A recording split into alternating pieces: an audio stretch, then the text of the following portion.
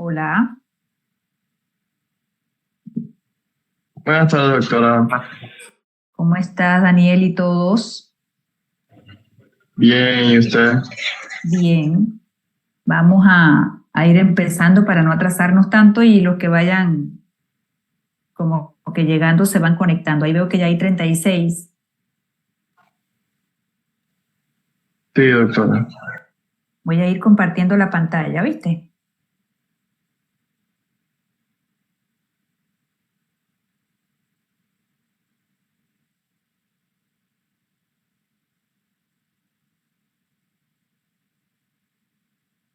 ¿Estaban en examen todavía hoy? Sí, hoy teníamos un último examen. Ah, bueno, pero ya acabaron.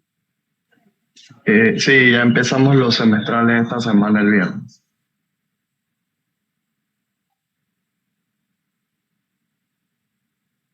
O sea que no han podido ni celebrar porque de una vez empiezan los semestrales.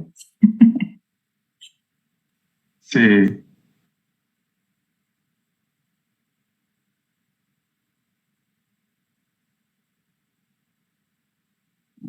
Y ahora sí voy a compartir. Me dice si se ve. Ahí se ve. sí se ve, doctora. Sí. Bueno, vamos a empezar.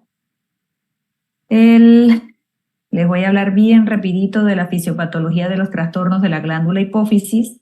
Nos quedó pendiente nada más la suprarrenal y de la glándula hipófisis les voy a tratar de conversar de las tres patologías que me parece que serían las más adecuadas para ustedes, más que todo como para que tengan la sospecha clínica y diagnóstico. El síndrome de Cushing, que es por exceso de la producción de cortisol, acromegalia, que es por exceso de la producción de hormona de crecimiento, y el prolactinoma por exceso de la producción de prolactina.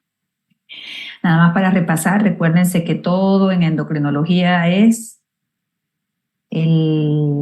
por retroalimentación negativa y todo viene desde una injerencia jerárquica a nivel del hipotálamo, que libera lo que es el factor liberador o la hormona liberadora que se va a la adenohipófisis, y en el caso de las tres patologías que les dije, estimula las células que producen ya sea CTH para el cortisol, hormona de crecimiento o prolactina. Aquí estaba el dibujo del órgano blanco, y una vez que se estimula la producción de esa última hormona por retroalimentación negativa, entonces se inhibe la secreción de las hormonas liberadoras. Síndrome de Cushing es el término genérico a un aumento de la producción del cortisol. Sin embargo, todos debemos de saber que a nivel de la hipófisis, que existe la adenohipófisis y la neurohipófisis. Acuérdense que en la neurohipófisis nada más se producen lo que es la hormona antidiurética y la oxitocina. En la adenohipófisis se producen el resto de las hormonas. En este caso específico estamos hablando del cortisol. Se libera la ACTH, que es la hormona adrenocorticotropa, viene a la glándula suprarrenal, que como su nombre lo dice está arriba del riñón, y se libera el cortisol, que tiene múltiples objetivos a nivel del cuerpo. Sin embargo, acuérdense que puede haber causas fisiológicas que no necesariamente sean una enfermedad de aumento del cortisol, y uno lo tiene que aprender a analizar en ese contexto, como cuál es el estrés, ya sea físico o emocional. La hipoglicemia es un estímulo para liberación de cortisol, porque el cortisol pertenece a una familia de hormonas que llamamos contrarreguladoras, es decir, hormonas que se oponen a la acción de la insulina. El cortisol aumenta la producción hepática de glucosa y es un mecanismo compensatorio cuando hay hipoglucemia. Por eso es que un estímulo para su liberación es la hipoglucemia. La exposición al frío aumenta el cortisol y el dolor. Entonces, a veces llega una persona con un cortisol discretamente alto y piensan que es que tiene una enfermedad, y pues simplemente es que anda estresado, que ahora yo digo que 5 de 10 personas andan estresados. Ustedes mismos, si se miden el cortisol, van a tener un buen par elevado en sangre. Igual, si no hay clínica y no hay una precisión diagnóstica, uno lo mide en orina de 24 horas. Y cuando hablamos de síndrome de Cushing, es el término genérico aumento de cortisol. Fisiopatológicamente hablando, puede ser un síndrome de Cushing que nosotros llamamos dependiente de ACTH, es decir, que es ya sea un tumor productor directamente de ACTH. Y hay uno que llamamos independiente de ACTH, es decir, que no es un tumor productor directo de ACTH, sino que está elevado el cortisol, pero a través de otros mecanismos. Y está lo que llamamos el síndrome de pseudo-Cushing, es decir, personas que vienen con datos de aumento de cortisol, tanto en la sangre como en orina, discretamente, y es porque tienen un alcoholismo crónico, obesidad mórbida o una depresión severa. Se tratan esas tres patologías, el cortisol se va normalizando.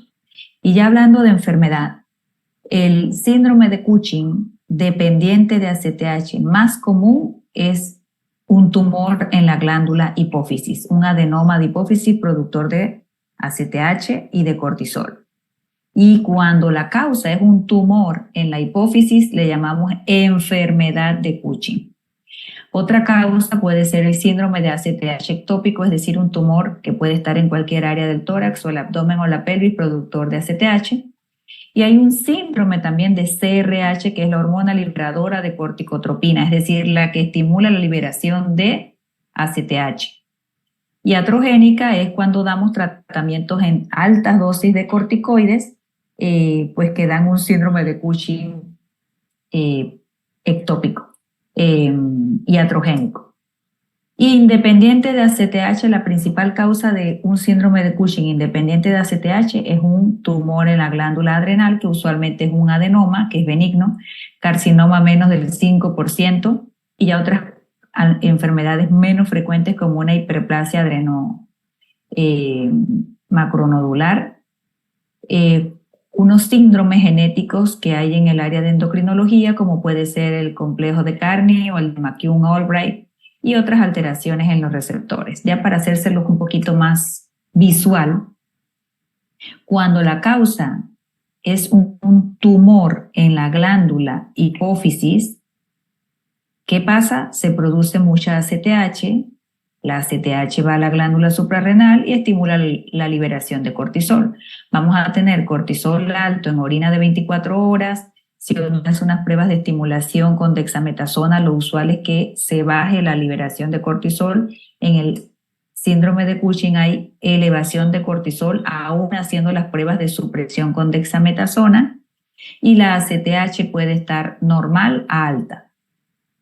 Esto es una enfermedad de Cushing que es la causa del 70 al 80% del síndrome de Cushing, es el nombre genérico, acuérdense, hay que poner el apellido. Si es un tumor en la hipófisis, es enfermedad de Cushing. Si es un tumor ectópico que está produciendo cantidades elevadas de ACTH, el tumor bien puede estar en el tórax, en el abdomen o en la pelvis.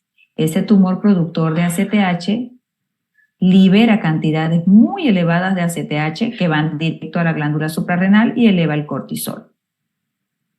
El síndrome de CRH ectópico todavía viene más acá arriba, es un tumor ectópico pero que está produciendo cantidades muy elevadas de la hormona liberadora de corticotropina, que es la ACTH. O sea que ese puede venir a nivel de lo que es más que todo el hipotálamo. Cuando nosotros estudiamos el síndrome de Cushing, hacemos varias pruebas que le llamamos pruebas dinámicas con dexametasona. Por fisiología normal, si ustedes le inyectan corticoide a un paciente o le dan corticoides oral, ¿qué es lo que sucede por retroalimentación negativa? Al dar dexametasona, que es corticoide, inhibo la liberación de ACTH y por lo tanto debe bajar el cortisol. Cuando nosotros hacemos pruebas con dexametasona de 0.5 miligramos a las 11 de la noche y luego medimos el cortisol al día siguiente y persiste el cortisol alto, hay un punto de corte que nosotros usamos que es 1.8.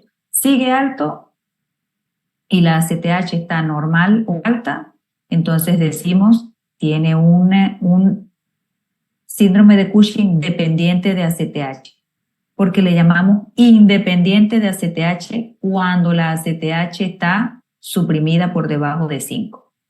Y un síndrome de Cushing dependiente de ACTH, las dos principales causas son el tumor en la hipófisis o el tumor ectópico. ¿Cómo los distinguimos? Ahí tenemos que hacer otras pruebas. Medimos ACTH por debajo de 5, eso es un síndrome de Cushing de origen adrenal. ¿Por qué? Porque si hay un tumor, es pura fisiología, si hay un tumor en la misma glándula suprarrenal que está produciendo cantidades altas de cortisol y mi glándula hipófisis y mi hipotálamo están normales, ¿qué yo voy a hacer? A inhibirlos. Por lo tanto, ¿cómo va a estar la ACTH? Bajita. Entonces, en un síndrome de Cushing dependiente de un tumor en la glándula suprarrenal, la ACTH va a estar bajita, va a estar suprimida por retroalimentación negativa. Entonces, ahí decimos ACTH independiente, se refiere a que la ACTH está bajita, por debajo de 5. ACTH arriba de 15, porque 5 a 15 es la zona gris y eso ya son otros temas. Arriba de 15, entonces decimos, oye, ¿el tumor a dónde está? ¿Está en la glándula hipófisis o está ectópico? Entonces ahí hacemos esto que llamamos respuestas con dosis bajas o altas de dexametasona. Si yo tenía un cortisol basal y le agrego dexametasona y se suprime arriba del 65%, es decir, que inhibo la liberación de ACTH arriba del 65%, veo el cortisol, decimos es de origen hipofisiario. Y si no se suprime, es un tumor ectópico. Bueno, eso ya es más sofisticado del área de endocrino. ¿Qué es lo principal que tienen que saber ustedes? Que existen básicamente síndrome de Cushing de origen de la glándula hipófisis, es un Cushing por enfermedad de Cushing por un tumor en la glándula hipófisis que constituye el 70% de los casos. El otro 30% se divide en ectópico por un tumor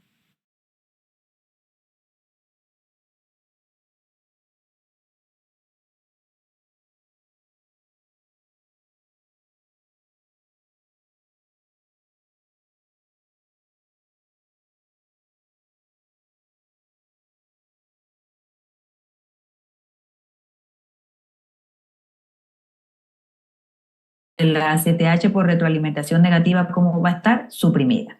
Eso es lo principal que deben saber ustedes como estudiantes del séptimo semestre. El hipercortisolismo clínicamente se va a manifestar idéntico, independientemente si el tumor está en la hipófisis, si es ectópico o si es en la suprarrenal. ¿Por qué? Porque el exceso de cortisol puede dar ciertas manifestaciones clínicas, como cuáles: alteraciones emocionales, ya sea ansiedad, depresión o psicosis. El aumento de volumen por aumento de tejido subcutáneo, glucosamina, condroitinsulfato, etcétera, que hace que la piel se vea más edematosa y produce lo que llamamos la fascia de luna llena.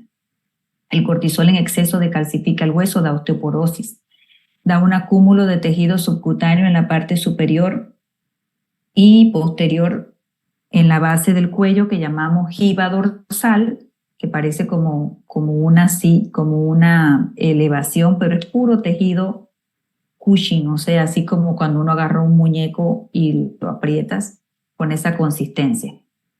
Aumento del volumen del tamaño del corazón, hipertensión, hipertrofia del corazón, aumento de la salida de vello, hirsutismo, y por eso es que una causa secundaria de hirsutismo puede ser exceso de producción de cortisol y tenemos que medirlo. La piel se pone mucho más delgadita cuando hay exceso de cortisol y por eso aparecen las estrías, que no son estrías cualquiera de las blancas cuando hay sobrepeso o obesidad y bajan de peso. Son estrías de color púrpura o rojizas o violáceas que miden más de 1 centímetro y cuando las tocas son muy delgadita la piel.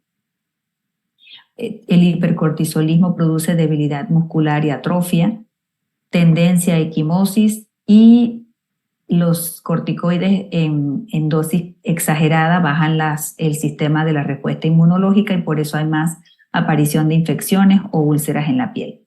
En el caso de las mujeres, amenorrea, causa de infertilidad y en los varones también disfunción eréctil. Y si ustedes ven las imágenes aquí, pueden ver lo que les estaba diciendo. Puede dar ginecomastia, da obesidad central, atrofia de los miembros inferiores, cara de luna llena, la jiba dorsal, las estrías violáceas que miden más de 1 centímetro y que la piel está muy frágil ahí, esta es la cara de luna llena, alopecia, mayor riesgo de infecciones micóticas, tiña ungueal. ¿Por qué? Porque baja las defensas. La causa más común, como les dije, es un tumor en la glándula hipófisis. Aquí pueden ver el tumor, que es un macroadenoma con extensión supracelular, infracelular, senos cavernosos. Y aquí está antes de la cirugía, porque el tratamiento del síndrome de Cushing, enfermedad de Cushing por un tumor en la hipófisis, eso no se va a curar con pastillas, eso es quirúrgico y después de la cirugía vemos si complementamos con medicamentos. Aquí ven después de la cirugía. Eso es en cuanto a Cushing. ¿Alguno tiene alguna pregunta de la parte del Cushing? Obviamente no les voy a dar tratamiento porque la clase no está enfocada a tratamiento, es a fisiopatología. ¿No tienen ninguna duda ni pregunta? Bueno, vamos a seguir con acromegalia. Como el nombre lo dice, acro es extremidades, megalias que están grandes. Todos recordarán que obviamente cuando estamos en el periodo del crecimiento y del desarrollo, la hormona de crecimiento es imprescindible para extensión del crecimiento de los huesos y para que obtengamos una buena estatura. Cuando hay talla baja es porque no producen suficiente hormona de crecimiento. Cuando hay exageración de la hormona de crecimiento antes de que se hayan cerrado los cartílagos de crecimiento, son estos niños y adolescentes que son muy altos, le llamamos gigantismo. Pero cuando ya somos adultos y ya los cartílagos de crecimiento se han cerrado, que aproximadamente en los varones es a los 18 años y en las niñas a los 16 años, lo usual, entonces ya uno no crece más de estatura hacia arriba, sino que se van aumentando de volumen y tamaño las extremidades y a eso le llamamos acromegalia. Y también para repasar, acuérdense que está el eje hipotálamo, hipófisis, en este caso hígado. A nivel del hipotálamo se produce la hormona liberadora, hormona de crecimiento, que viene y estimula en la adenohipófisis las células que liberan la hormona de crecimiento. La hormona de crecimiento se une a su receptor en el hígado y estimula la liberación del IGF-1, que es el factor similar pues al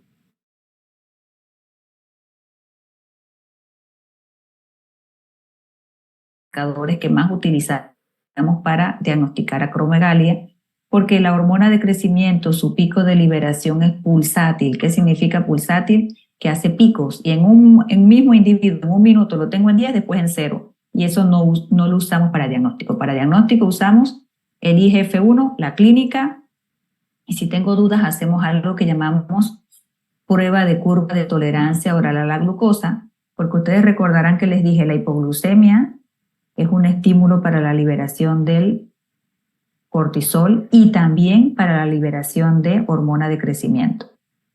Cuando nosotros sospechamos déficit de hormona de crecimiento, le inducimos al paciente un bajón de azúcar, una hipoglucemia, y se debe liberar la hormona de crecimiento y así también hacemos diagnóstico de déficit de hormona de crecimiento talla baja.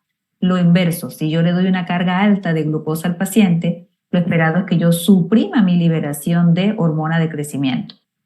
Si yo le doy una carga de tolerancia de 75 gramos y la hormona de crecimiento en cualquier momento, cada 30 minutos por las primeras 2 horas, está elevada nos referimos a arriba de 1, esa persona tiene exceso de cantidades de hormona de crecimiento. IGF alto, la parte clínica nos ayudan a hacer el diagnóstico. La principal causa de una acromegalia es un tumor en la glándula hipófisis. Igualito, el tumor productor de cortisol y hormona de crecimiento no se curan con pastillas, eso es quirúrgico.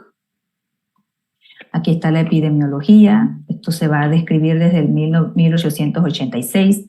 La prevalencia no es tan alta, sin embargo, como esta enfermedad, para hacer el diagnóstico deben de haber pasado mínimo 10 años que uno vea las deformidades en las articulaciones y en la cara, por eso a veces se subdiagnostica o se hace el diagnóstico en una expectativa de vida que ya ha progresado mucho en la enfermedad, lo cual reduce calidad de vida al paciente.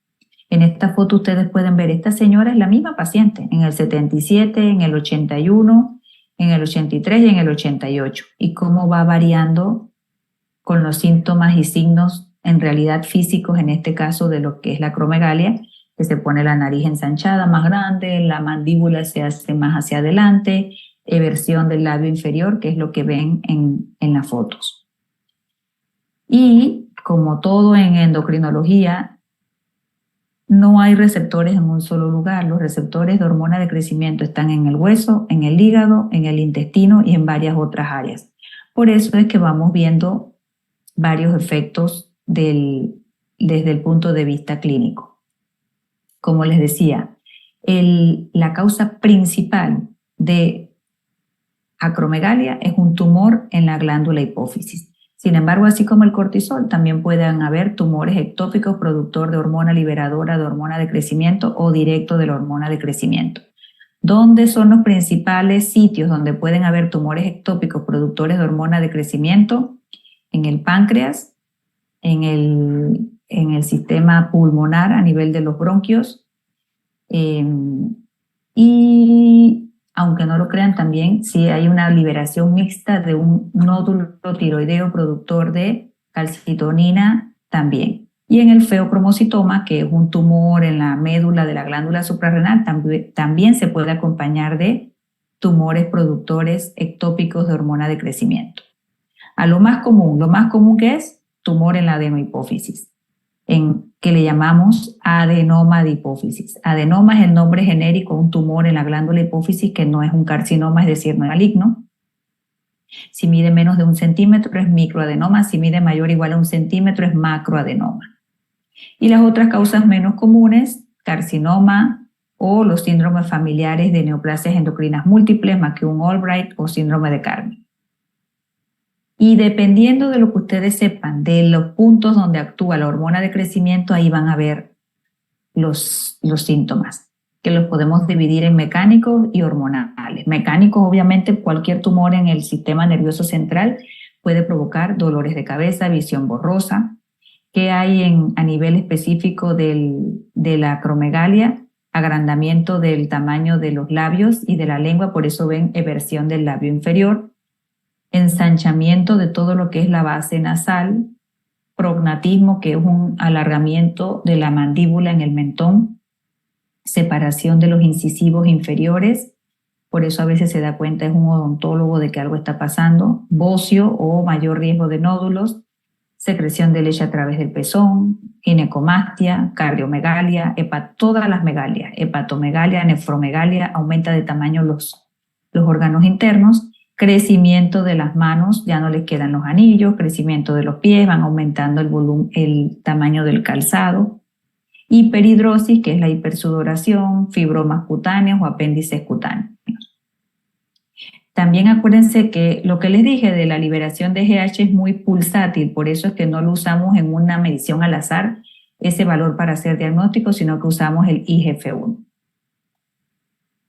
Aquí les decía las probables manifestaciones clínicas cuando le llegue el paciente por el tamaño del tumor en la hipófisis, que es la causa más común, defectos de los campos visuales, visión borrosa, parálisis de nervios craneales o cefalea, y las manifestaciones clínicas que ya les mencioné, y aquí pueden ver en el dibujo: prominencia supraorbitaria, el ensanchamiento de la nariz, prognatismo, el aumento del diámetro anteroposterior del tórax y las manos y pies grandes. Y aquí pueden ver una imagen en donde es la misma persona, el calzado, lo que utilizaba, y luego cómo aumentó de tamaño el calzado. Pónganse en 3, 4, 5 años, el aumento de volumen y tamaño de la mano, en donde si usaban un anillo ya no les entra porque está demasiado grande las extremidades, como pueden ver aquí.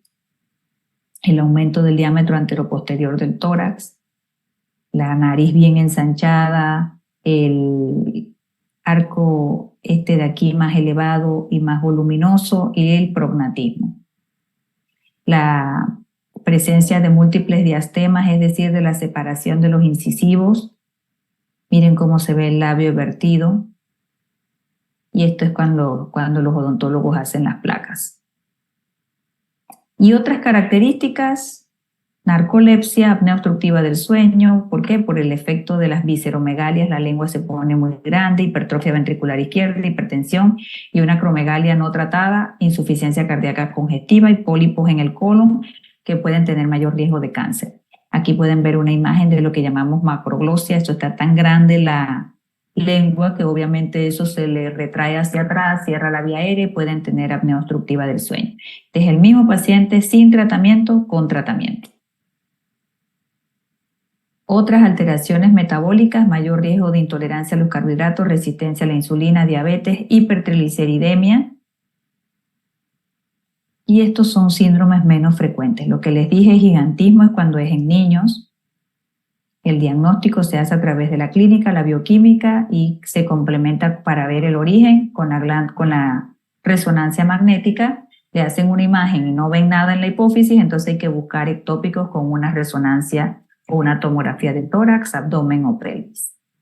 Todo esto que les estoy poniendo son imágenes de macroadenomas de 5 centímetros, deberían de estar aquí la hipófisis. Y esto para que vean lo desagradable que es esta enfermedad. ¿Por qué? Porque provoca mucho malestar estético. Imagínate esta persona, es la misma mujer, imagínensela aquí, miren cómo se fue deformando literalmente la cara y miren acá. Entonces esta enfermedad le quita mucha calidad de vida al paciente por la parte ósea y por la parte degenerativa y por la parte metabólica y la parte también visual, porque casi es como si se deformaran toda la cara.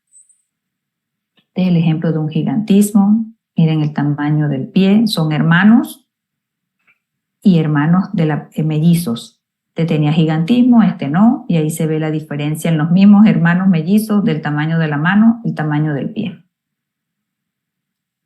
¿Tienen alguna pregunta de la parte de hormona de crecimiento? De acromegalia.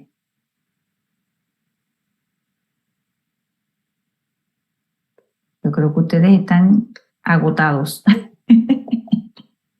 Parece que no ayudó. Pero aquí estamos, profesora, aquí estamos. Están vivos, están vivos. Sí, sí. Pero bueno, los felicito. Le voy a decir al doctor que ustedes son un buen grupo porque yo no esperé que se iban a conectar tantos hoy. Ya sé que andan enredados y veo que por lo menos habían como 50 conectados. Y creo que son, ¿qué? 70 y algo, ¿no? Somos 76. Ajá. No, para hacer una clase extra que ya quedó como en última opción, que ya han acabado, no está tan mal que haya 50, así que los felicito. Bueno, prolactinoma. El tumor más común de la glándula hipófisis es el prolactinoma. El prolactinoma, y por eso yo les digo que siempre tienen que repasar la fisiología para saber la fisiopatología. Ustedes recordarán que tenemos en el hipotálamo el grupo de células neuronales en el núcleo arqueado o arcuato, como le quieran decir. De allí, del núcleo arcuato, se libera un neurotransmisor que llamamos dopamina. La dopamina es un factor inhibitorio de la secreción de prolactina. ¿Y por qué es importante decir esto que acabo de decir? Porque de ahí sacan la fisiopatología. Cualquier cosa que me inhiba a nivel de aquí del tallo infundibular que comunica el hipotálamo con la hipófisis, que me inhiba la liberación de dopamina, va a hacer que se libere más prolactina. Ya, nada más con saber ese concepto. ¿Qué concepto? Que de acá del núcleo arcuato, en las neuronas, se libera la dopamina a través de las neuronas dopaminérgicas que van por los axones de esa neurona y llegan hasta el sistema circulatorio portal que tenemos a nivel de la hipófisis en el tallo infundibular, y la dopamina inhibe la liberación de prolactina. Entonces, basados en eso que le acabo de decir, todo lo que me inhiba la liberación de dopamina no me va a hacer entonces que se produzca la inhibición de la secreción de prolactina y por lo tanto voy a tener hiperprolactinemia. Y hay ciertas cosas natural, no enfermedad, que pueden hacer que se libere prolactina. ¿Por qué? Por esto que les acabo de decir. ¿Como cuáles? Los estrógenos que tienen ciertos anticonceptivos o los estrógenos que tienen las mujeres elevadas cuando están embarazadas, los estrógenos inhiben la liberación de dopamina. Y si yo inhibo la liberación de dopamina, ¿qué pasa? La prolactina se va a disparar. Entonces, cuando uno habla de hiperprolactinemia, hay que ver un montón de cosas que suben la prolactina. Y de último queda el tumor en la glándula hipófisis productor de prolactina. ¿Como cuáles? Los bebés que se conectan, que se ponen a lactar, estimulan el pezón. Y al estimular el pezón llega una señal directamente hacia las neuronas productoras de dopamina que inhiben la liberación de dopamina Entonces, ¿qué va a pasar? Va a haber hiperprolactinemia. Esa es otra causa no enfermedad de que se libere prolactina. Y es lo que mantiene la prolactina elevada, que a su vez se va a ¿dónde? A la mama para producción de leche. O sea que si lo vemos así, la prolactina en realidad su función es producir la eyección de leche para la lactancia materna. Usualmente es eso. Sin embargo, en cantidades muy altas tiene sus consecuencias también a nivel del cuerpo. Y aquí ustedes pueden ver, acuérdense lo que les dije, el concepto es saber qué hace la dopamina a nivel de las células de la adenohipófisis con la prolactina. Cuando les llega un paciente con prolactina alta, usualmente va a tener galactorrea, que es secreción de leche a través del pezón, porque esa es la función de la prolactina, y va a tener, en el caso de las mujeres, amenorrea, en el caso de los hombres, disfunción eréctil, disminución de la libido, y cuando el paciente llega con hiperprolactinemia o esta clínica y le mido la prolactina o le medí la prolactina, aunque no tenga ninguno de estos síntomas, no pueden pensar de una vez que es un tumor productor de prolactina. Hay que pensar en medicamentos, causas fisiológicas, estrés, todo lo que eleve los estrógenos, como anticonceptivos que tienen estrógenos, o el embarazo, una enfermedad es el hipotiroidismo, y de los medicamentos, como ustedes pueden ver en esta amplia lista que les he puesto, usualmente son los medicamentos que usamos para depresión o para psicosis, trastornos psicóticos y trastornos depresivos. Son medicamentos que pueden provocar hiperprolactinemia y a veces nos mandan mucho los psiquiatras para estudiarlo, porque obviamente, claro que uno tiene que descartar que no sea un tumor productor de prolactina a nivel de la adenohipófisis.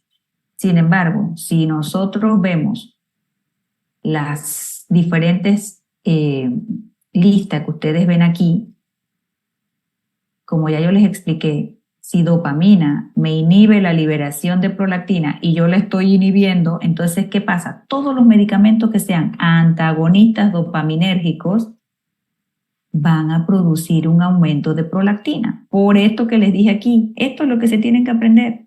Dopamina viene hasta la glándula hipófisis y dopamina inhibe la liberación de prolactina. Y si yo bloqueo la liberación de dopamina, entonces ¿cómo va a estar la prolactina? Produciéndose en cantidades excesivas.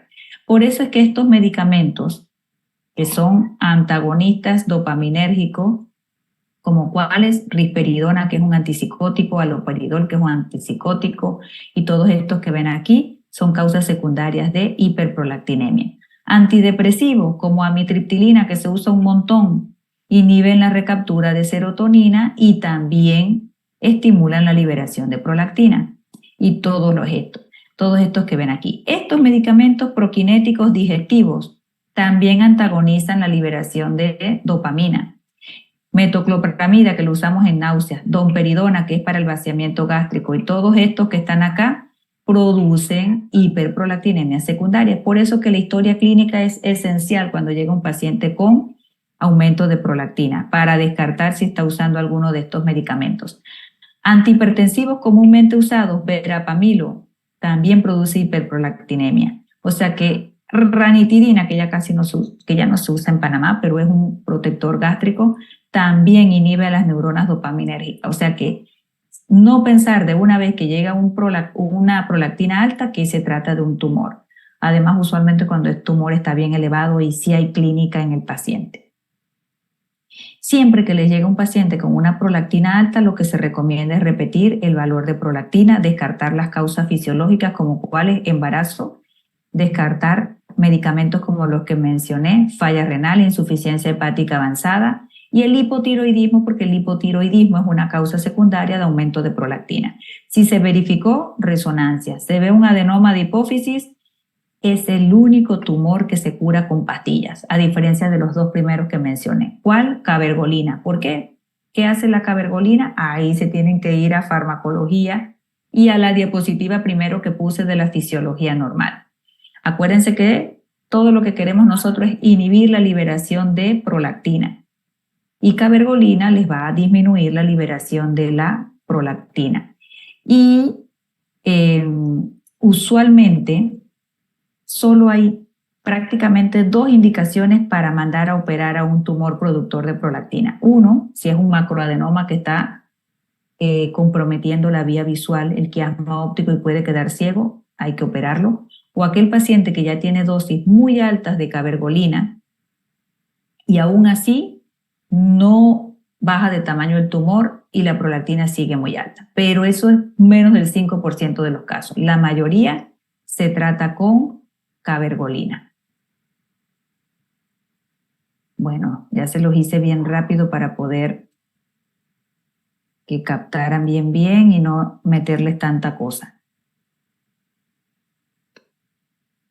¿Tienen alguna duda, alguna pregunta? Doctora, una pregunta. Cuando usted estaba hablando acerca del, no estoy segura si era el tumor ectópico o el tumor de glándula renal, suprarrenal, no sé si era, cuál de los dos era el que la hiperpigmentación era como una pista. Mira, esa es, digamos, lo que es algo, una perla. Cuando me daban a mí propedéutica me hablaban de las perlas en el diagnóstico de cualquier enfermedad. Una perla, cuando uno estudia enfermedad, síndrome de Cushing, es decir, les llega al paciente con todo lo que yo dije, miden el cortisol, una perla nada más por el examen físico que nos ayuda a distinguir, oye, tiene un síndrome de Cushing que probablemente sea ectópico, es la hiperpigmentación. Porque en el síndrome de Cushing ectópico la ACTH está súper alta, bien alta. Y la ACTH, bioquímicamente hablando, se parece a la MSH, que es la hormona estimulante de los melanocitos, y por lo tanto produce hiperpigmentación. O sea que hiperpigmentación me dice que eso es un Cushing dependiente de ACTH, lo más probable, ectópico.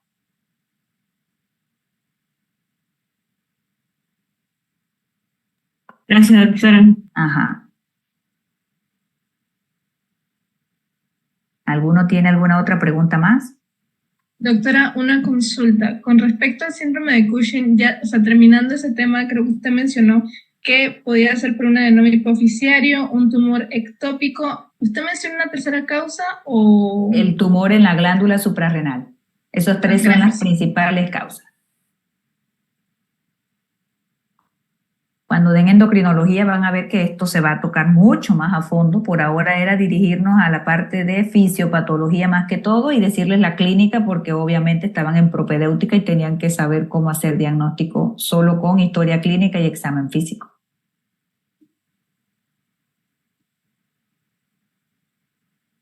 ¿No tienen más dudas?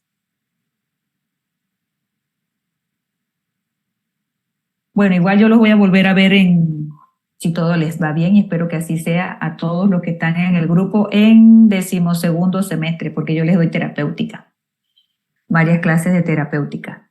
Así que espero que les termine de ir bien y que todos pasen su semestre, ¿oyeron? Gracias, doctora. Doctora, Chao, doctora, cuídense. una A ver. consulta. Gracias, doctora. De nada. A ver. Yo tengo una duda, pero no es con respecto a la clase, sino, o sea, por lo menos si a una paciente le sale la TSH disminuida en 0.05 y tiene las hormonas, la T3 y la T4 normales. O sea, yo estoy investigando y eso se le podría llamar un hipertiroidismo subclínico. Sí, así mismo es. TSH suprimida por debajo de 0.1 con T3 y T4 normal. Es un hiper subclínico. Lo primero que tienes que hacer es repetir la TSH. Si persiste así, mandar un centelleo de tiroides. Ahí sí está indicado, porque acuérdense que les dije en la clase que TSH suprimida sí está indicado un centelleo. El centelleo te va a ayudar a ver si eso es un hipertiroidismo subclínico por un adenoma tóxico, un bocio multinodular tóxico o un bocio difuso tóxico.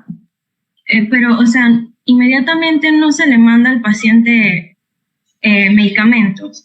Como es subclínico, no. Te da chance a que termines de hacer el abordaje para tomar la decisión, porque acuérdate que te dije que también hay tiroiditis. Si sale el centelleo, la captación disminuida, eso es tiroiditis y no le vas a dar tapazol. Lo que tienes es que hacer el tratamiento sintomático. Y si sale hiperfunción en cualquiera de las tres que mencioné, sí le tienes que dar tapazol Si no mejora, yodo radioactivo, y si no mejora, cirugía. Es que Porque es subclínico. Si es clínico, sí, empieza el tratamiento de una vez y ya verás después qué es lo que es. ¿y qué pasaría si por lo menos a la paciente, o sea, le hicieron el examen y le salió eso así e inmediatamente le mandaron tapasol?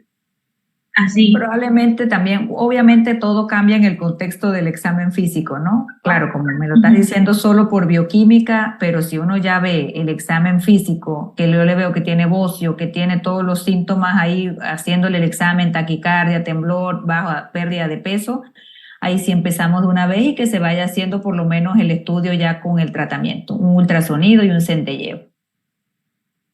Ok, gracias, doctora. De nada. Bueno, que tengan buenas noches. Nos vemos. Chao. Solo. Doctora. Chao, doctora.